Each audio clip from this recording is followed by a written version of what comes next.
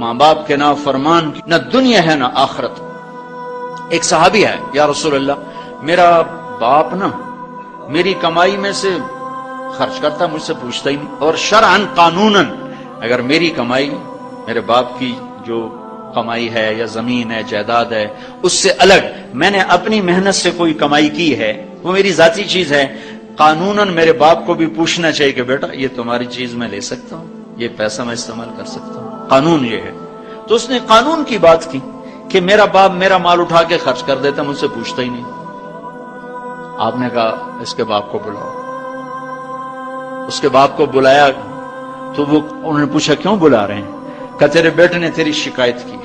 تو اس کو اتنا غم لگا کہ وہ کٹ کے مر گیا۔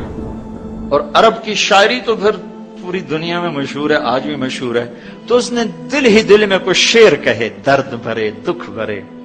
اور وہ انہی شعر کو اپنی زبان سے نہیں دل ہی دل میں کہتا کہتا دربار رسالت میں مسجد میں پہنچا تو جبریل پہلے آ چکے تھے۔ کہنے لگے یا رسول اللہ تعالیٰ فرما رہے ہیں کہ آپ اس سے کہیں کہ پہلے وہ شعر سنا جو تیری زبان سے تو ادا نہیں ہوئے، تو تیرے رب نے عرشوں پہ سن لیے۔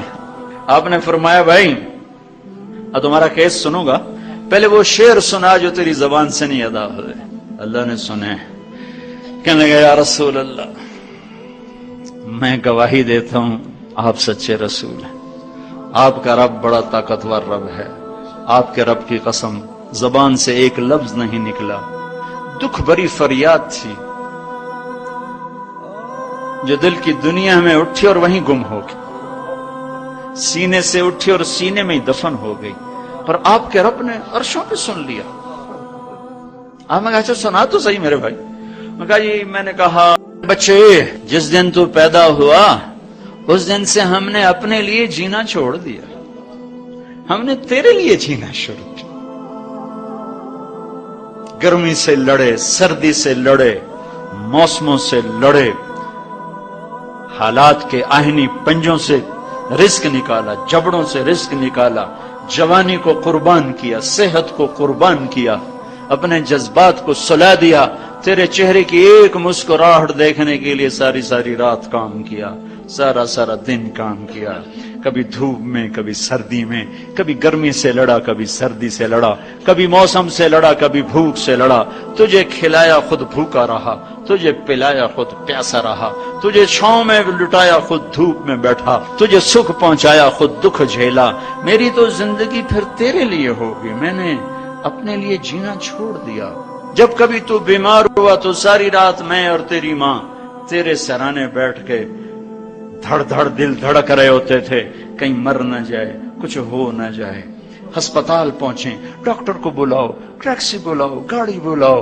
رکشہ بلاؤ، جلدی سے ہسپتال پہنچاؤ۔ اسی خوفناک خیالات میں ہم روتے تھے، پگھلتے تھے، ٹوٹتے تھے، بکھرتے گئے چلے گئے خشک پتے کی طرح،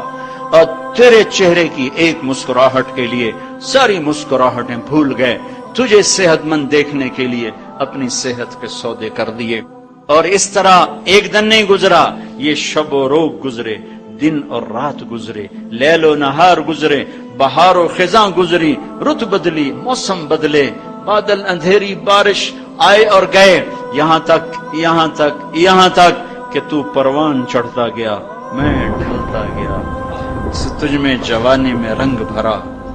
اور بڑھاپے نے میرے سارے رنگ نوچ لیے، تو سیدھا کھڑا ہوا تنے کی طرح، میری کمر جھک گئی کمان کی طرح، اور میں آسرے کا محتاج ہوا، تو طاقتور ہو کے جوان ہوا۔ پھر مجھے خیال آیا کہ میں اس کی انگلی پکڑ کے چلا،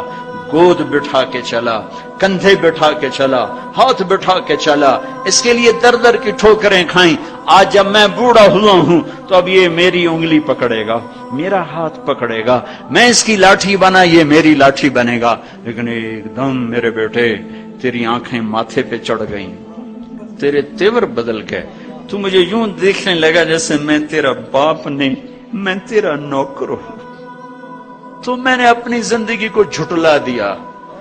اور میں نے کہا میں خواب دیکھ رہا تھا کہ میں باپ ہوں، نہیں میں باپ نہیں، میں نوکر ہی ہوں۔ میں پڑوسی ہوں تو اچھا میرے دوست، اگر میں پڑوسی ہوں تو پڑوسی کو بھی تو لوگ پوچھ ہی لیتے ہیں، کبھی مجھے پوچھ ہی لیتا کہ بھائی کسی چیز کی ضرورت تو نہیں، کچھ چاہیے تو نہیں۔ یہ اتنے درد بھرے اشعار ہیں کہ میرے تو اتنی فصاحت نہیں کہ میں اس کا ترجمہ کر سکتا، لیکن یہ وہ اشعار تھے کہ میرے نبی زار و قطار روتے اور آپ ٹوٹ پڑے اور آپ کی داڑھی آنسوں سے تر ہو گئی اور آپ نے اس کو گریبان سے پکڑا اور یوں جھٹکا دے کر اٹھ جا، دفع ہو جا، انت و مالک لابیک، تو باپ کے خلاف مقدمے کرتا ہے، نکل جا، تو اور تیرا سب کچھ تیرے باپ کا ہے۔ یہ صرف روزے شب قدر سے متعلق نہیں ہے کہ ماں باپ کا نافرمان ہے تو اس کی شب قدر برباد ہو گئی، ماں باپ کا نافرمان ہے تو سب کچھ برباد ہو گیا۔ ومد الطرف في كل النواحي سؤالك سوف يرجع بالجواب طويل الشوق يبقى في اغترابي فقير في الحياة من الصحاب ومن